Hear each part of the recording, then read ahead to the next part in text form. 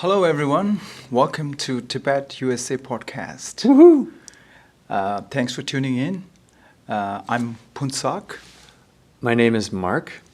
and We're your hosts on this journey. there you go.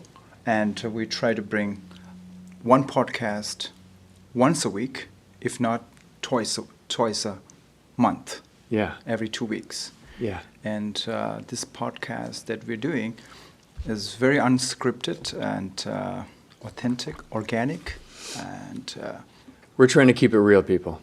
We're trying to keep it real. And if you like train wrecks, tune into Tibet USA, because you just never know what you're going to hear. uh-oh. All right. No, you're right. We're going to keep it organic. We have some ideas about what we want to talk about each week. For example, this week is your week to have a couple of questions ready to kind of guide us. Last week was my week to have a couple of ideas ready. But that doesn't mean that the other person isn't going to steal the show with some really great ideas and content. We just kind of have a very rough idea, and we're developing as we go. But we want to keep it real, keep it authentic, keep it original. But we do need a support from our audience to subscribe and like so that we can keep this going. Do it. Yeah. Yeah, and And thank you to those of you who have subscribed already. This is only our fourth podcast that we're recording. And a few of you have commented on our Spotify page. Thank you for that. We try to respond to everybody. a shout out to my friend Scott Scheller. That's right. He's the one who's the first one who commented on our Spotify. That's right. So That's right. what gift prize does he get? He gets a bang of the singing bowl. Singing ball. All right. Singing bowl. Scott, that's this singing ball. That's for you, buddy. All right. That's for you. Welcome to Tibet USA, Scott. Scott will be freaked out. That's true. Can I tell you a joke that really happened to me this week? Okay. So I was checking our YouTube channel, Tibet USA podcast, right? Yes. And I saw 4 subscribers. So, I have 4 subscribers now, right? But it's not going more than 4 subscribers. That was like a week or 2 ago. So I just logically thinking, I just thought, I feel weird to ask friends and to the people that I know to ask to subscribe. It feels weird to me, right? So, but I do have to ask them to, share and subscribe, because that's how people will know that there's this podcast, Tibet Yes. USA podcast, Yes. right? So, I go to the grocery stores, or I go to, the gym. So I met a friend, Tibetan Buddhist friend, very nice friend. So he says, what's going on? And I says, yeah, I'm doing this Tibet USA podcast. He says, oh, yeah. And he doesn't speak English, so he said, oh, okay. And then I asked him, I know you will not listen to the whole podcast, but please subscribe. Yeah. He says, oh, yeah, I'll do that. So a couple of days go by, I met him again, and I asked him, and I know that my subscriber is still 4. It has not gone more than 4. Yeah. I met him again, and he says, hey, Phuntsok. I says, hey, how are you? He says, what's going on? Yeah. And he says, I know he has not subscribed because it's not gone more than 4. Yeah. And he says, hey, by the way, I subscribed to your podcast. It's like, So, and he says, yeah, I subscribed it 5 times. It's like, whoa, you're not subscribed. You're not supposed to hit 5 times. See, Subscribe and then unsubscribe. he Subscribe, must unsubscribe. Be, and, because I was telling him before that I throw that number thing, that I do need viewers. I do need subscribers to Yeah. keep this podcast going. Yeah. So please support me. So he must have confused with this numbers thing that I throw him, that numbers that I need those subscribers, and I only have 4 subscribers. Yeah. He's trying to help you out. He's doing you so solid. he hit it 5 times. So we may have more than 4 subscribers, or may have 300 subscribers, but they might have been hitting 5 times, as this Tibetan Buddhist friend that I have Yes. encountered. So Yes. please don't hit 5 times. Hit it once. Once is good. Well, it just takes 1 second. Yeah. It's free. Do you know the old the parable that says if a tree falls in the forest and there's no one around to hear it, does it make a sound? It's like an old kind of philosophical question. It's like if you look at the moon, and whether you look at the moon or not look at the moon, moon is still there. Yeah. Is that what you were saying? Similar. And then I think there needs to be a viewer, the one who's watching, to make this complete. To be able to say that the tree fell.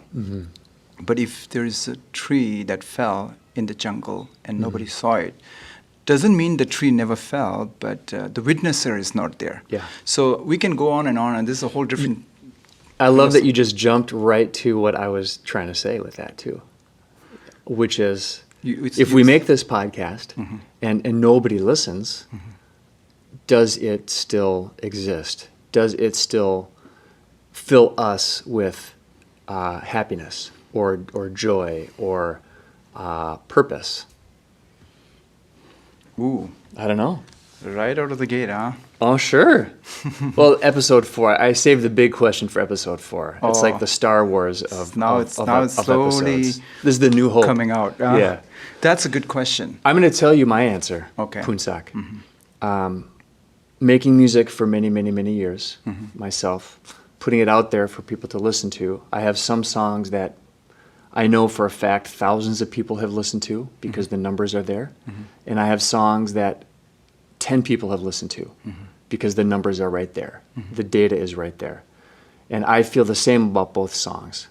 I know why people listen to that song a bunch more times than that other song. I can tell you why, technically why, the way the song reaches people, its accessibility, whatever. There's reasons why. But that does not enter into my calculations when I write another song. I'm going to write another song no matter what. Okay. So That's my answer. Please keep encouraging Phuntsok, not Mark. Mark is already pumped up. He don't need.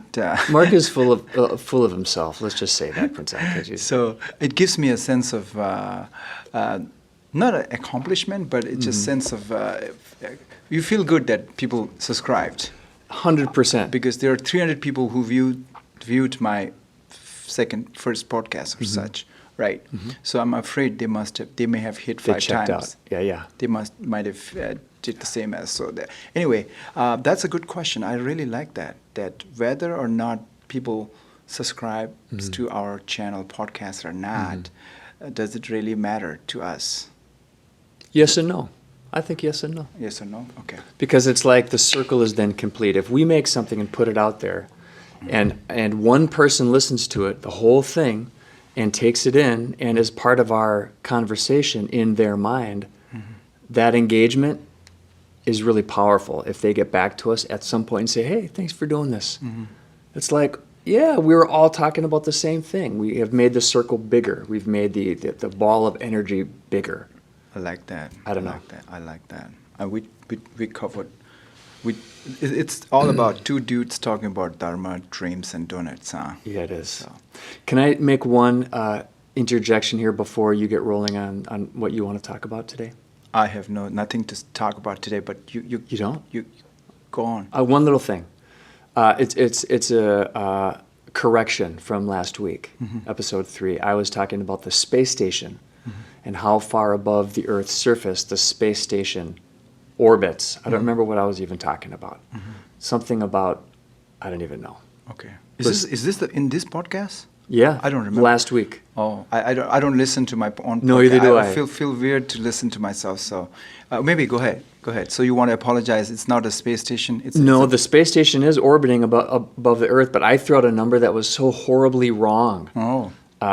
As far as the actual facts about how far above the Earth. I said it was something like 37 miles. So, dear listener, I am not a scientist. I do believe in science, but I am not versed in astrophysics and in rocket science, as the old phrase goes. The space station actually orbits somewhere between 237 miles above the Earth and 280 miles above the Earth, depending on where it's orbiting. Okay. Okay, so it's Cool. 200, let's say 250 miles above the Earth, not 37 miles above the Earth. That would be a whole different ball of wax. Okay. So scientists out there, I stand corrected. There, my conscience is clean. There are only 4 listeners. So how many of them are scientists? I don't know. We can all be scientists. But is this the podcast about apologies now? Yeah, I know. So we've switched it up. I wanted to say this. Stick it to me. One more to interject as Yes, well. interjection. Because I was told by one of my friends that, hey, you touched on meditation thing and this thing and that thing. And then it dawned on me that that meditation thing that I try to explain and try to share my 2 cents, my experiences, not to say that that this we should get this create this peace of mind somewhere. You know, it's not that. It was just going beyond that, transcending that. So it'll slowly get into this conversation later, but just wanted to give that image or impression that, you know, oh, you can create this peace of mind, do meditation. Meditation that I'm talking about is it's talking about transcending all of that. So which I couldn't just cover it like that in this, you know, one podcast, because it's something that it's deep and needs a lot of detailed explanation to give an illustration of what I'm talking about. So otherwise it will become what do you call that? A soundbite. Spiritual materialism type of where you talk about Materialism? Spiritual materialism. Oh, materialism. Materialism. Yeah.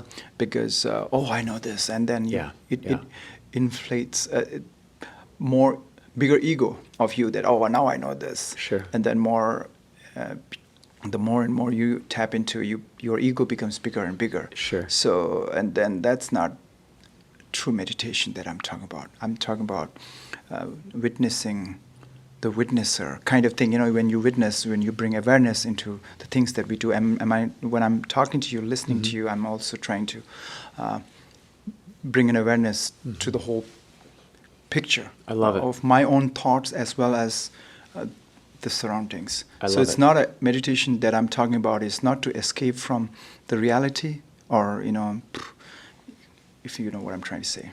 I think that was, you're almost addressing a question I had last week, was what is the purpose of meditation? And I think for the listeners out there, what I hear you saying, Phuntsok, is that you've got a plan for dipping into your experience and your thoughts on meditation, and it's not going to be a 5-minute section in this podcast or the next podcast. It's going to be, we'll do it all scheduled out where it's going to be like 4 episodes, part 1, part 2, part 3, part 4. Yeah. And then maybe even beyond that. It's not something we can even cover in one season. It's a whole thing. Cool. And we can have guests on that. And I touched on, I keep interrupting you. I talked about dreams. I just stopped. Yes. Let's talk about dreams. I talked about death. I talked about these different things. And then let's talk about dreams. Yeah, I was trying to interrupt you. Oh, okay. I think I was saying that the dream is a whole different state. I touched on dream because we touched on Parto, which is the transitional state, and I said one of the state. I just was giving an example of dream state. It's a whole different transition. You know, we tapped out from the sensory thing. Even though when you're dreaming, if some scientists or doctors or physicians checks your heartbeat and the breathing, I think it will correlate with the dreams that you're having and the experiences that you're having in the dream. Say, for example, if I'm having a lucid dream, which is my favorite thing to do. I've been practicing lucid dreaming for many, many years. I didn't study about lucid dream. I didn't read about lucid dreaming. If lucid dream came to me. So when I touched on lucid dream, is it going too far? No. You wanted me to explain what lucid dream is first? You're leading this, Phuntsok. Oh, okay. Whatever you need to So do. lucid dreaming is when you are dreaming, you are aware of what you're dreaming. You are aware of the dream state. You're dreaming, but there's this awareness, there's this witnesser that is kind of like from a panoramic viewpoint, from an aerial viewpoint, you are watching your dream. You can see the events unfolding in the dream, and not only that, the dreams, lucid dream has different levels, clarity. The more advanced you are, the more control you have, the more influence you have. Like in the movie when the director, the actors and all of that. This is sounding very much like a Christopher Nolan movie. Oh, really? Yes. I don't know if you know that The film, movie? that director. It's called Inception. Yeah, I watched that movie. Do you like it? It has opened opened Oh eyes my for a lot of gosh. people. Dude, So- our family is a huge Christopher Nolan fan. Okay, we'll come back to this again, We'll come lucid back to dreaming. it. Yes, thank you. So when I touched on dreams last time, are we on the same page? I can't believe I'm. You went I'm back to the movie. I'm I stunned just- that you know of Inception because it's kind of like a deeper cut, Yeah. like not super mainstream. But Christopher Nolan, his directing is absolutely legendary in my family. Okay. My son and my daughter and our oldest son, we absolutely adore Nolan. His movies, and Inception is like such a freaking mind explosion of a movie. I just love it. So I was kind of just basking in that like we found another connection. Hey, cheers. Hold on. Cheers, we found another connection, bro. Before the movie Inception was released, I had a lot of movies on my own. Inception movie, a lot of movies that I. So it's interesting. Perfect. The director Perfect. usually have these actors play, and we were in the movie theater and we watched the movie, right? And then we'd see that it's a movie and there are actors playing in that movie, the drama. Like that, in the lucid dreaming, it's actually more than that. Not only you are watching the movie, you can influence the movie. You have control of that movie. You mean I'm in the dream, in Yep, the I'm dream with you. state, and I'm really. Lucid dreaming is really helpful for me in my experience, in my life, because when I'm having a challenging time, for example, in a waking state here, I go back, I watch. I go to that mode of lucid dreaming. Because in the night, when I'm dreaming, I practice lucid dreaming, that in the dream I see that I'm dreaming. We jumped a lot of levels here, but we are still on the lucid dreaming. I think the listener is with you. So we got to be careful with lucid dreaming and such, because sometimes it feels like, initially it will feel like you're losing your sleep pattern and you're depriving your sleep because you're too much into the lucid dreaming. But you will know later how you have to set your body and all of that. But in the waking state, when you're, sorry, hold you. So when somebody is going through PTSD or depression or anxiety and such, and you have a good practice of a lucid dreaming, you will be able to witness that, what's going on in your emotion and all of that, right? Psychological thing that's playing with you, playing in your head. You'll be able to witness that. So lucid dreaming, if I have to point out the benefits, I can go on and on, but Buddhism, when they brought this lucid dreaming, it's not to fix this waking state. They were talking about deeper thing. They wanted to transcend this continuity of this karmic bondage, they call it. We're here because of the karma, and so they wanted to transcend that to full liberation. So you're holding on something. Just go ahead. Nope, keep going. I'm making a list of questions in my brain. I'm not ready yet. So They wanted to break the karmic bondage. yeah, The Buddhists, Tibetan, Buddhist. used this method of lucid dreaming meditation, or meditation in lucid dreaming. It's kind of a meditation practice. Yeah. It's kind of a dream yoga. They call it dream yoga. Actually, it's not kind. It is Yeah, called yeah. dream yoga. And So the step- ultimate goal is Yeah. Enlightenment, full liberation. Call it. It's Yes. in Christianity, it's called salvation. Sure. Is that what it is? I think they're very different ideas, but I think the end goal is similar, where Yeah. you are unshackled and unburdened by maybe your sins, or in Buddhism, your past sins or someone else's past sins. Past karma. Yes. So a real quick question about that, about them wanting to be, the original use of this being unshackled from their karmic bondage. Yeah. Was this because they didn't like where they were at in their physical lives at the time, or their mental and enlightened states weren't where they wanted to be? Like, is it because they were at a lower point in, like, was the caste system a part of this, or am I mixing my cultural? We Buddhists believe that there are 6 realms. They said we are in the human realms here. You and I are in human realms, right? Well, realm. you are. I'm. Okay, you're in higher. Yeah. Heaven. Well, no, just All right. like a Thor kind of a. all right. Yeah. All right. I'm just whatever. There is. That's okay. There is. You can feel whatever you want. You like. Thor or Spider-Man or whatever. Yeah. So, having said that, I do have a superhero story for you eventually. so I'm losing your question now. So, Why did they want to? What was the impetus for them to want to transcend? So we believe that this life and again rebirth, this cyclical. We believe we are being born again and again and again because of this karma.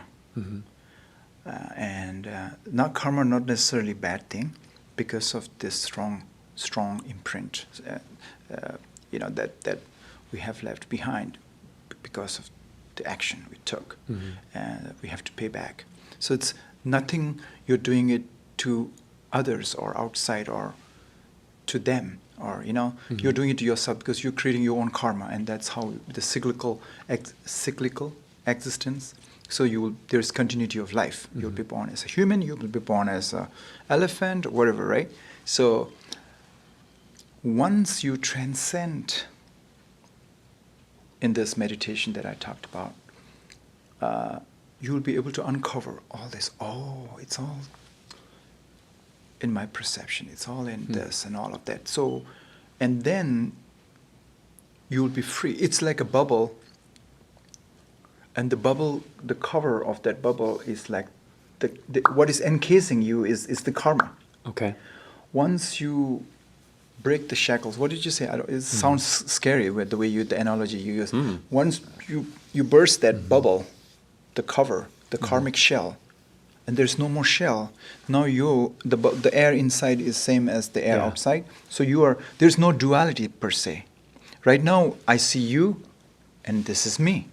This self-protecting me, right? Yeah. So this identification, this duality is broken because you have gone too deep into this meditation.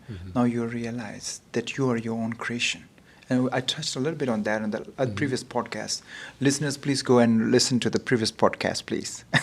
And future listeners, please stay with us, because I don't get it all the way. I'll be honest with you. I'm still, like, the terminology of "you are your own creator" is a new phrase to me. That's not a phrase or an idea that I'm just knowledgeable.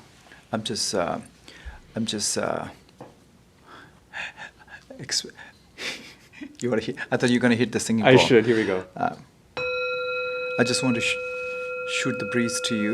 Yep. I'm not saying love mine is correct and this is Buddhist is correct. This is how I was trying to tell you. I was telling you before that the knowledge, information that I have gained is actually very much conditioned and shaped by my upbringing and culture. We are all in this social hypnosis, so to say. So that's why this is the information I have, and this is why I'm giving you this explanation. And I'm open to listen to more knowledge, wisdom, from you, from anyone. But at this time, this is what I got. In this stage of my life, this is where I'm at. Yeah. Okay. So that's why we're doing a podcast. Which is why we're here. Because somebody may say, "Oh, Phuntsok, you're totally wrong." Full of shit, buddy. Yeah. That was a bit coarse. Okay. Is this PG-13 podcast or below that, or We can go all the way up to the big capital E if we want to, buddy. or not rated R, right? No, Because no. we got to be careful with the language here. Do I'm a Okay. Buddhist here. In the Buddhist we have this thing called Noble Eightfold Path. In one of the path that we have to practice is the right speech, where we have to be careful with the words that we say. We believe that Are we going to delete that out? words. No. It's okay because intention is pure. I know, I can see it. Yeah. But words are divine instruments, we call it, right? It's like no other creatures can articulate the way we can articulate as a human being here, right? Mm-hmm. Different languages, come on. Now the AI is coming. It's here. So we got to be we cannot use foul language because I wanted to raise you to the higher level of consciousness here. Oh, wow. You've really set the bar high. You're climbing the insurmountable peak with that one. I have to learn to shut up myself in the middle of the podcast because you said you're rambling. I'm babbling last time. So What? No, you said I says I'm rambling. Oh, I was rambling. Yeah, I was babbling. I don't know. Is there a word like babbling? Babbling, yeah, the babbling brook. Confused with what I'm saying and all of that. No, but no, it's good. we're It's too. Good. So those. One of these days we will be. I wanted to share about my experience in a better way, in sequence. For example, if I want to talk about dream yoga, I want to say what are the preparations I do, right? How I sleep. So just touch a little bit. Is it okay? Then I have to, wherever I go, Nepal, India, Tibet, Canada, America, wherever I go, I have to have, when I go to bed, my bed, when I sleep, my pillow has to be facing south. That's must. Even if it's in a hotel or lodging, I have to squeeze anything. You move the furniture around? Yeah, it's me with the maybe with the head. My head pillow has to be in the direction of the south, and I have to be. I usually sleep on my left side. I'm used to doing that. Something to do with the. You've got four sides. Little easier on my belly because stomach is on the left side, so I just don't want to. So it's trying to be very light. I take a shower. I think we have to check with the anatomy. I have to take people out there. I don't think your stomach is on the left side. I know it's on the left side. So we're gonna fact check that for next week. Okay, listeners. all right. It's on the right side. I think it's right in the middle, buddy. I don't think it's on the left. Okay. Hey, All right. maybe yours is. Okay. I don't know. Okay. don't know. Even if it is not on the left side, but I'm sleeping on the left side. And I'm just kind of sad that we can't say I feel that swear it's words metabolic. anymore. I'm sorry. I'm just kind of sad that we can't use swear words anymore on the podcast. And then needed to take a shower before I go to bed. Yeah. And I needed to. I do empty my bowels, before I go to bed. This is to feel very light when I go to sleep. See, I'm going in a yoga state in my dream, in sleep. So I got to prepare myself, right? And then do have to sit in meditation before going to bed. It's just a couple of minutes I have to sit in meditation. And then it's fun. And then I have, what is this Inception movie playing in my head? Yeah. I think it's more than that, Going down the actually. levels. And in that movie, Inception movie, I'm the director, I'm the actor. I feel the emotions of all these actors. The actors in that movie, in my dream, I can feel the intensity of emotions they feel. I can see it. So I avoid it sometimes, here and there. It's a from cultural point of view, I shouldn't be saying all this here like this, but It's okay. Now I already said it. Oh, the cat's out of the bag. Who let the dogs out? No, So that's not the I same. hear of people doing this that we have. It's not always been referred to. In fact, our conversations are the first time it's been referred to as dream yoga, or like an organized system of meditation. I was not aware of that, but I have been aware of people being able to go into their dreams and determine what's happening. And sort of witness it a little bit. More people like controlling their dreams. I've never been able to do that. My dreams are not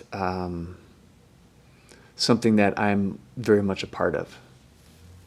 And maybe that's a topic for a different No, it's right. episode. This is perfect topic here. Perfect topic Yeah. is that if we live 100 years on this planet, right? 8 hours we sleep each day, just roughly 8 hours. So basically, you only lived 75 years, right? Is that what it is? Well, it depends. I mean, out of you slept, right? Yeah. So we wanted to make the best use of that 8 hours a night. 8 hours a night because 365 days a year. Mathematicians, what do we have there? 75 years. So what I'm trying to say is, even out of these 8 hours that we sleep, remaining 16 hours, we're not fully utilizing to. There is need of material things. People need this, that, but then there is this need for soul. There's this thing. So, for the spirituality, people do things for the spirituality, not just the money and the for the name and the fame and thing. But so we wanted to use that 25% of life, which is the sleep state, into something productive, so that and it's not wasted. And that's why when we tap into the dream state, and then you will know that this waking state is as dreamlike as the dream state. But we are so conditioned to thinking that this waking state is the real thing. That's it, right? But if you tap deeper into that, there are great meditators who couldn't distinguish which one is real dream. Even though they woke up, they thought they were in dream because that one was more real than the waking state. So, not to confuse you, this dream, a lot of people, they're having a dream, or they could recall a dream. They're actually recalling the samsaric dream or the karmic dream, which means whatever they did during the course of the day, something their emotions are blocked and something they couldn't express, that was just coming out during the dream. And most of these dreams come before 12 midnight or 1 a.m. before that. We go to sleep around 8, 9 o'clock, and then the emotions that are blocked or needed to be expressed, this will come out in the dream. And those are karmic dreams, we call it. Now I'm talking about different dream, which is more advanced dreams. So they will go past that karmic dreams. They will go to this lucid dreaming. They were going into clear light dreaming, which is going to be another topic down the road. But karmic dreaming is whatever the imprints we have, we wanted to express. And pretty much karmic dreaming is expressed or explained by Sigmund Freud in his psychoanalysis there. How do those two worlds connect for you? The world of Freud and Jung and all of their work with dreams and subconscious, and your work with dream yoga and Tibetan Buddhism and meditation. Do they overlap? Are they like a Venn diagram? Yeah, I'm not the right person to make a comment on that, but I'll be biased as well because I'm a born Buddhist. But for me, if I have to say my experience, then I would say that Carl Gustav Jung and as well as Sigmund Freud, they're just at the beginning stage, and Buddhism, in particular Tibetan Buddhism, I think they were actually taking the consideration of the one who is witnessing the experiences, witnessing the witnesser. kind of thing. Is there a word like that? I don't So know. so you when I'm just You can giving ask a Christopher Nolan, he'd know. simple question, like a simple example here. I'm witnessing my own experience. At the same time, the witnessing, aware of being aware, does it make sense? Sure. So this subject-object thing, when we do the experiment, there's a subject and there's an object.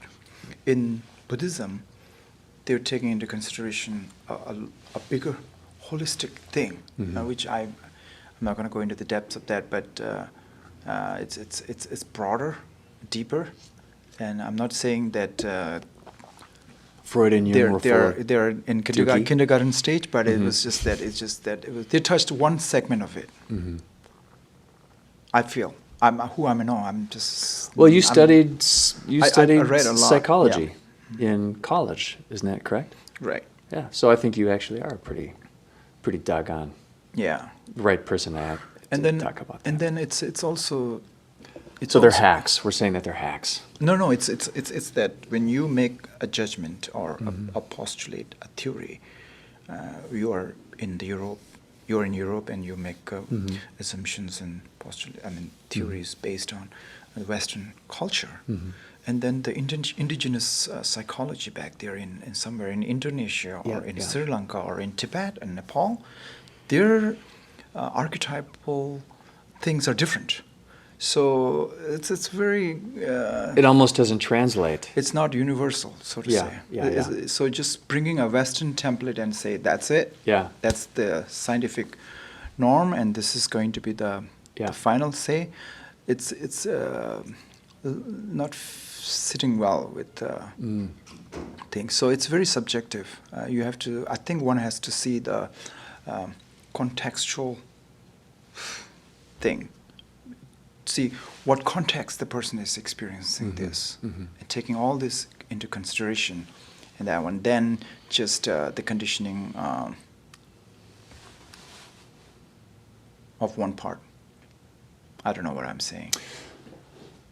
I see a parallel between the early colonizers in America, the pilgrims, the colonizers, the expanders of the West, so to speak, the displacers of the native peoples in reality, and how they would come and try to Christianize the Indians, the Native Americans that lived here.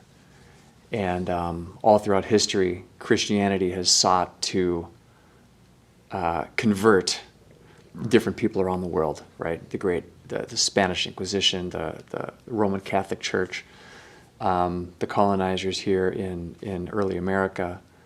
And they saw the Native Americans, the tribes, they saw them as people who worshipped the earth, animists, and they labeled them as godless because they didn't look into what they were doing, to see that what they were worshiping looked like the sun or the seasons or the rain, but in reality could have been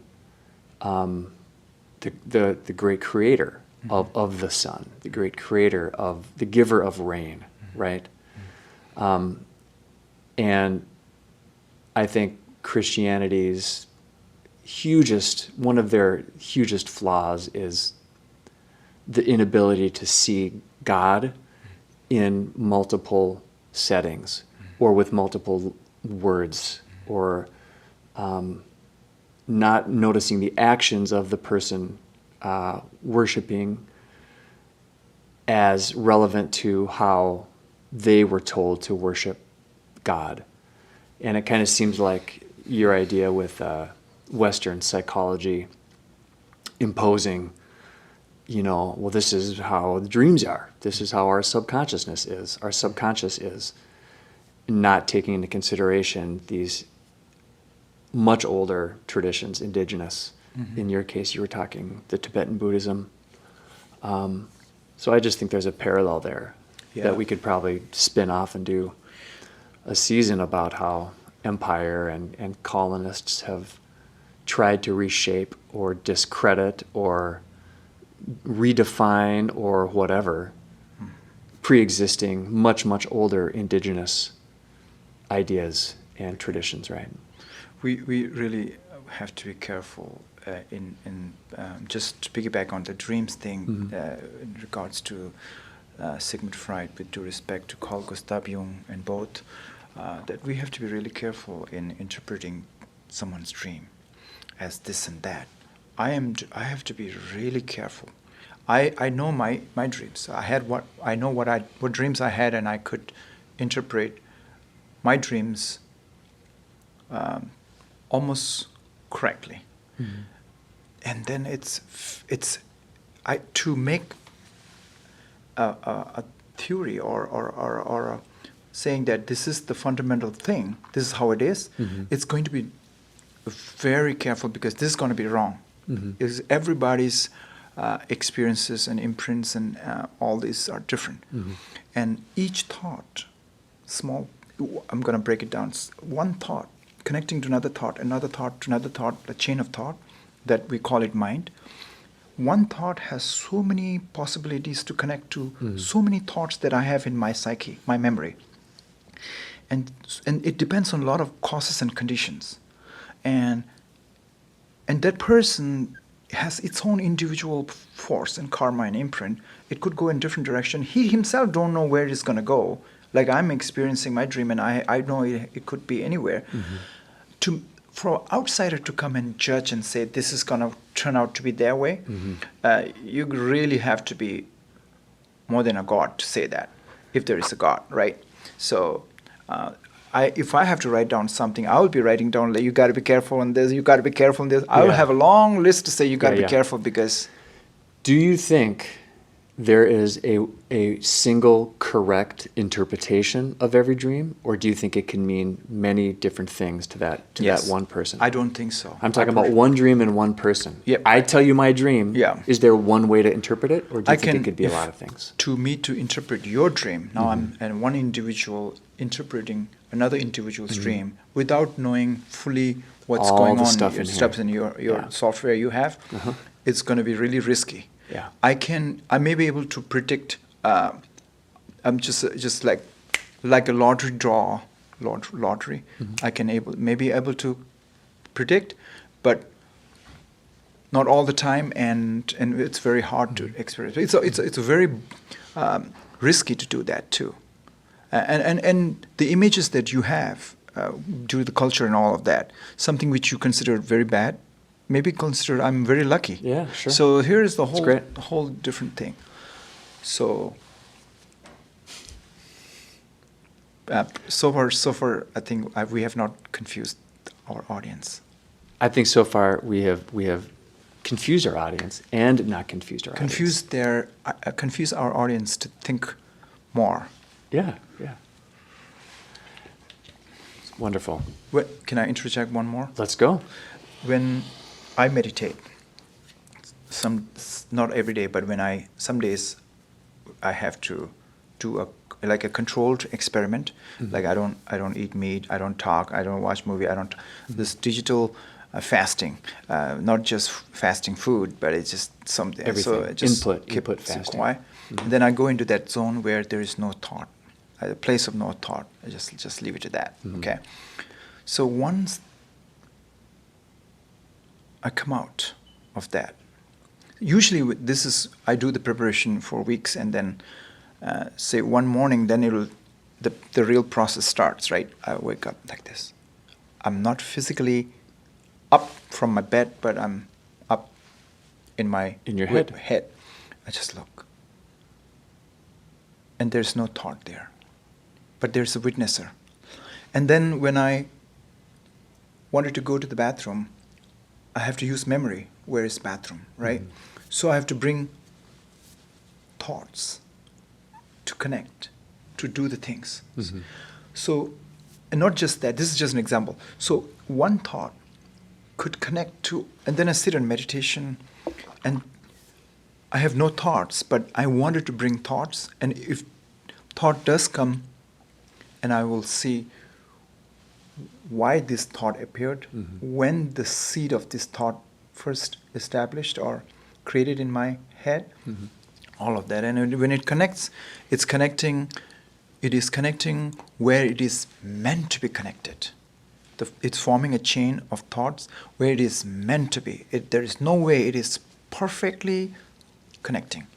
It could be bad, it could be good, whatever judgment we want to give it to the thought or whatever the intention, whatever. But whatever it's connecting 100% scientifically correct connection. Like a jigsaw puzzle thing. It has to fit, right? So something bad I did, it will connect to something that, right? If something good I did, it's connecting to something good. So, okay, something like that. So it has to have an imprint and it connects there. What I'm trying to say is we are actually recycling the thoughts we have in our head. And these thoughts are from nowhere, but from within me. So I have to be really careful what kind of reservoir, what kind of thoughts I wanted to create, imprints I want to create it for myself, because whatever I create, whatever I do out there, I'm actually creating my own reservoir of, see what I'm saying? So that's why people say you're creating your own library. You're curating and creating and keeping your own library. It may not come out today. The thoughts may not be, but it's in the back burner there, but it will come out one day, it'll connect, and I have to pay back. And that's where the PTSD comes in. You're saying you recall these things maybe through meditation, right? Is that any kind of a connection there?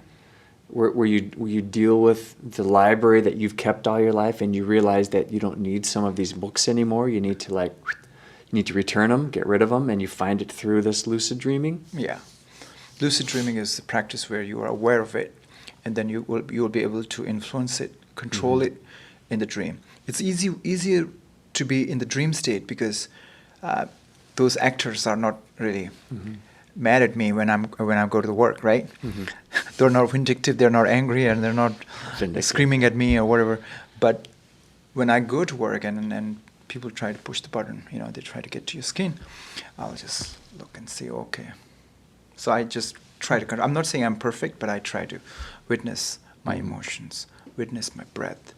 Feel your feelings. And then it's not reactive, so to say. And it has been proven very helpful for me.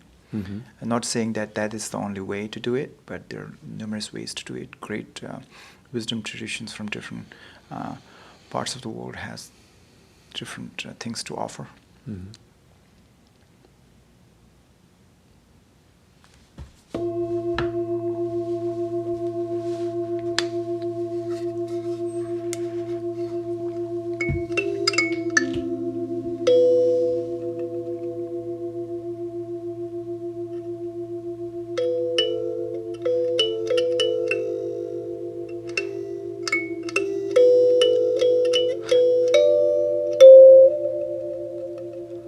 Listeners, this is not my phone ringing.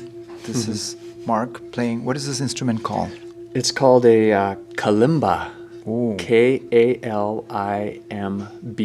Kalimba. Where is the origin of this? Well, it originates from Africa. Oh. And I believe it was an instrument that people who lived in Africa before it was colonized in the pre-Columbian, 1600s maybe, had instruments like this. And later, I think in the European sense, this design is what I have in my hand now. It was sort of modified a little bit to make it maybe more portable or something. But it's a little wooden box with a hole in the middle. It's hollow, and it has metal tines, like the tines of a fork, little metal strands that are different lengths, and each one produces a different sound.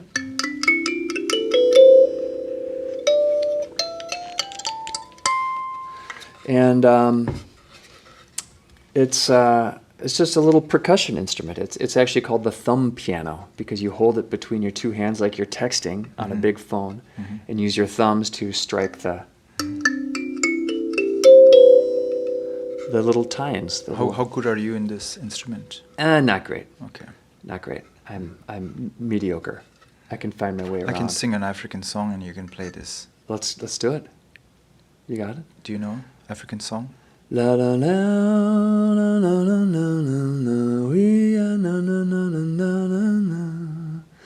See a hum ba dun dun dun dun dun. We are walking in the light of God. We are walking, walking, we are walking, walking, we are walking in the light of God. I think that's an African song. Maybe originally in Swahili. Oh. But I would not be able to play and sing. Is that from The Lion King? Technically, it's African. No, I don't know. I don't know. It's, Lion King? I looked this up, and it said Kalimba, and it only gave me a European origin, and I have to think that's bogus. Oh. I think this design is European. But I've seen instruments like this, the Kalimba, that are very different looking than this. They're more rustic, just like a piece of wood with the metal pieces on there. Okay. So I don't know. Kalimba.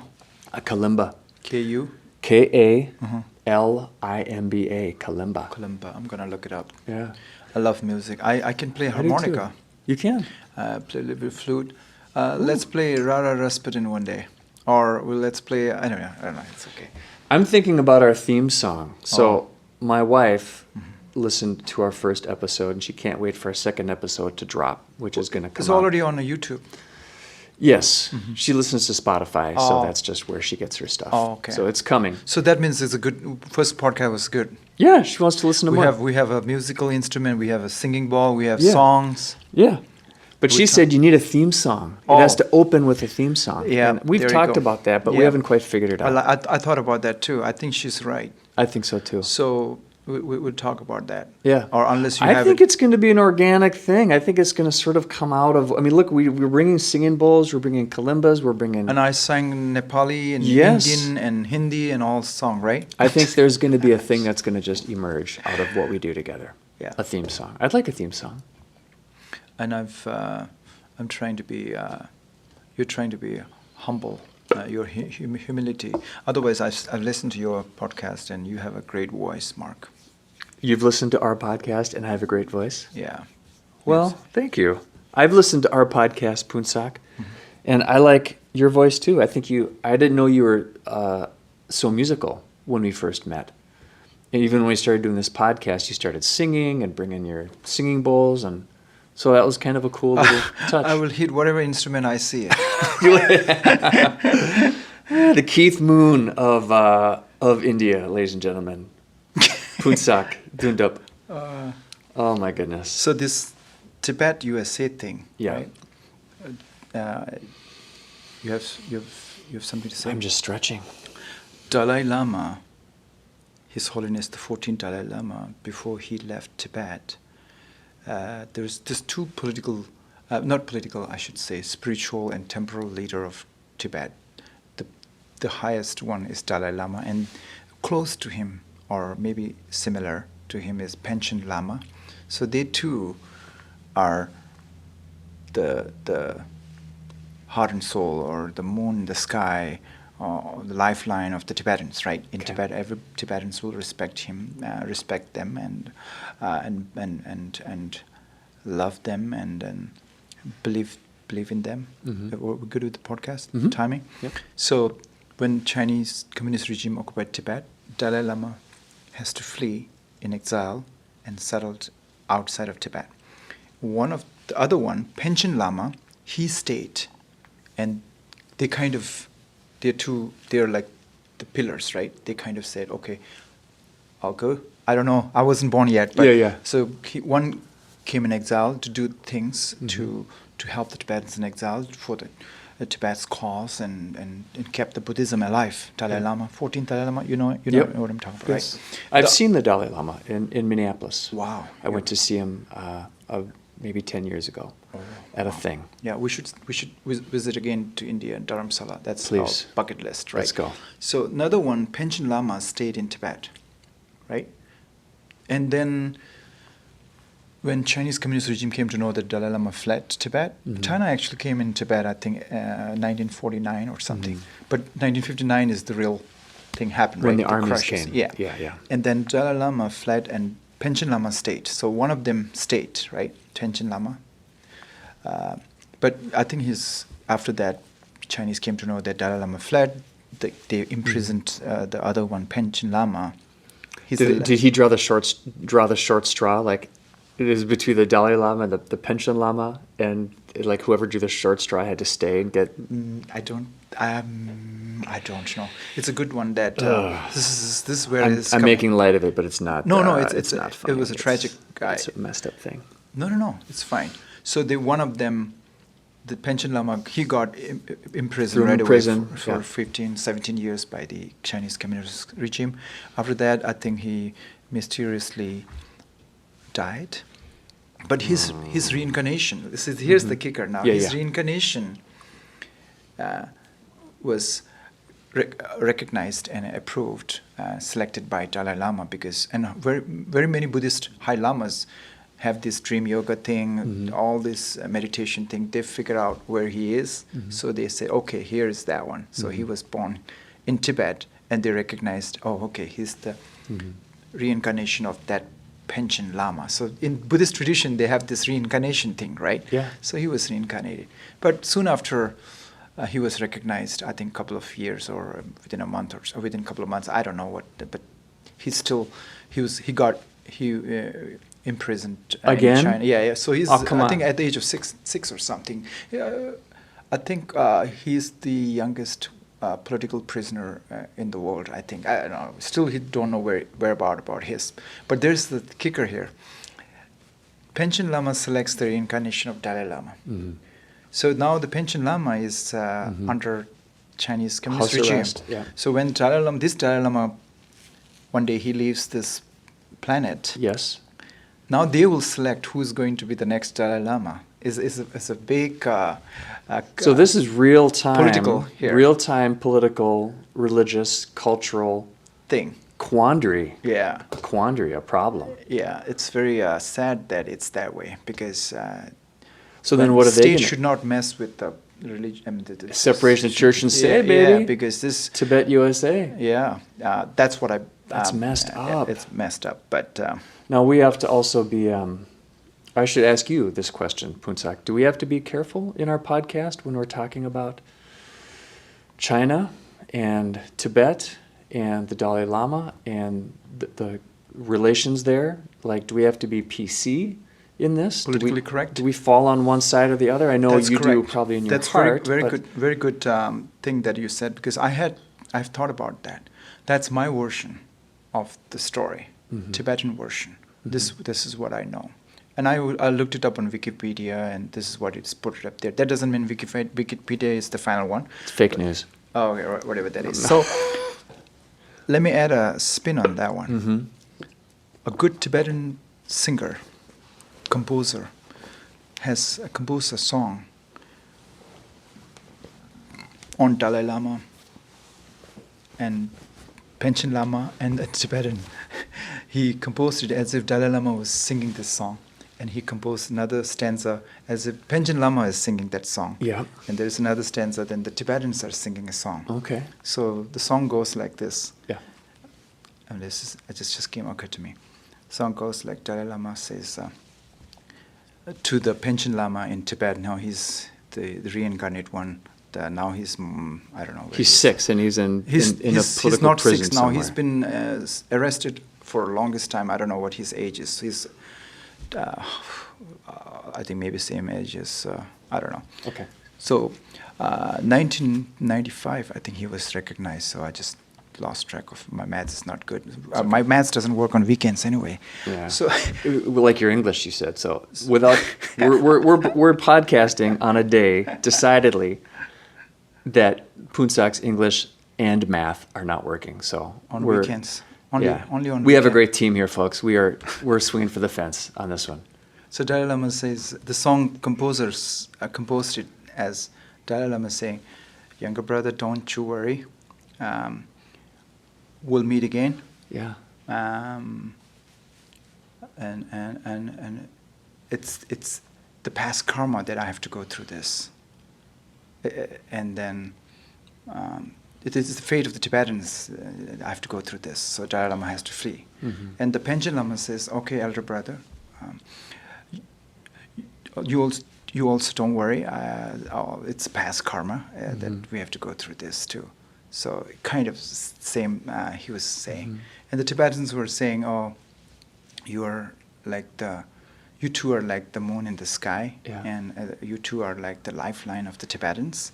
We will forever be indebted by your kindness and compassion and love. So we will never ever forget this.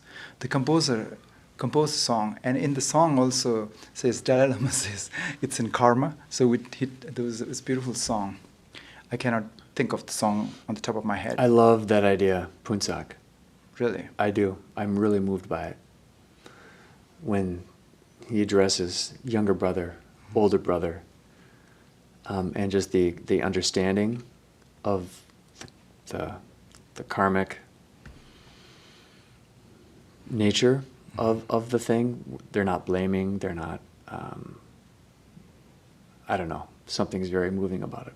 So Dalai Lama is still he's still alive, Yeah. and he is longing to go back to his homeland, Tibet, free land, right? Mhm. But I don't know his wishes will be fulfilled or not. Yeah. That's left to the whole geopolitical thing, right? Mm-hmm. But the other one is nowhere to be seen, right? It's Mhm. still a mystery. It's China said that he's still under house arrest or something to protect him. So here's this. This is how the song goes. If you're getting emotional, I kind of remember the song. Go. I don't know how it will come out, but let me give it a try. Is it okay? Let's go. Yeah. This is the stanza from Dalai Lama. This composer composed it as if Dalai Lama is singing. Nga mi yu doku sim chekile re tu kyo kyo mana jeve chumpo sen. This is from Dalai Lama saying, I have to go to exile. It's written in our past karma. Don't you worry. You're getting emotional? Mm-hmm. Yeah. So don't you worry, younger brother. We'll meet again, kind of thing. So I'm just not literally translating it, I'm translating figuratively. Mm-hmm. Here's another one. The Panchen Lama from Tibet says, Nga pa yu de gu sim che ki le re tu kyo kyo mana che chenpo sen. Something like that. And the Tibetans will be, the composer composed the song as if now the Tibetans are saying, Nam ge ki ni da ni nam ki sok za ki ni ki ka ti nam ya je mi tu. It's just to complete the thing. And what does that say? What do the Tibetan people say? Tibetan was saying that you two are like the sun and the moon to us, and we will never forget your kindness and compassion and love, and we will never forget you. And you two are like our lifeline, kind of, spinal cord or whatever you want to call it, something like that. Sorry, this is when I'm not prepared with the song. It's great. Yeah. We've got a few minutes left here. For 1 hour to Yeah, we're at just over an hour. Oh, okay. We can But we have to- something that occurred to me, if you don't mind me saying, is the Tibetan story right now in history, 2024, with the Dalai Lama exiled and the Panchen Lama imprisoned, possibly, and the fate of the next Dalai Lama being assigned by the Chinese occupiers of Tibet. there is a risk there. There's a lot up in the air. Yeah. And it strikes me, and I guess I've known this, but right now I'm feeling it quite a bit, that the Tibetan people all around the world are in a real state of crisis on many levels, right? If you're Tibetan, you can't go home without being thrown in prison or whatever. Spiritually, if you're Tibetan, you're the future of your leader, the future of the faith, I guess, is that right to say? Faith is in question. But yet, what strikes me is that the few Tibetan people that I've met in my neighborhood in Fridley, and there's a fairly strong Tibetan community in Fridley, Minnesota. And then at work and other places, you included, you seem to be filled with so much like joy and humor, and like how those two things can exist is kind of surprising to me. That your cultural tradition and your homeland and your people are in a really grave situation right now, historically and realistically. But yet you seem to be, you have this other part of you, or you're somehow, despite that, you've got it so much joy. I guess it's more of a comment than a... Oh, this is good. Life goes on, and I may have forgiven what happened to my country, my fellow Tibetans. I may forgive that, but I will never forget, right? So, but we cannot live in negativity, anger, and all of that. That's the core of Buddhism, right? So forgiveness is there. We have more compassion to the enemies, and we have more compassion to someone who inflicts harm on us. We have to. That's what. When somebody praises you, and that's the danger, that your ego may go bigger than that, and all of that. But when you're going through tough times and difficult times, it gives you more. How should I say, preparation, and you will be more. You will become wiser and better and stronger and all of that. So I think Tibet will be good down the road. I mean, Tibet will be in a better shape down the road. That's what I would like to believe. Let's see. But I don't have any anger or hatred against the Chinese. It's just the communist regime that is totalitarian regime that really bothers me. That's all I have to say.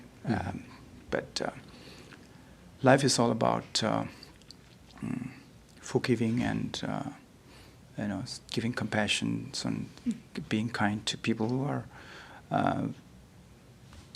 not kind to you. I just would say Amen. that.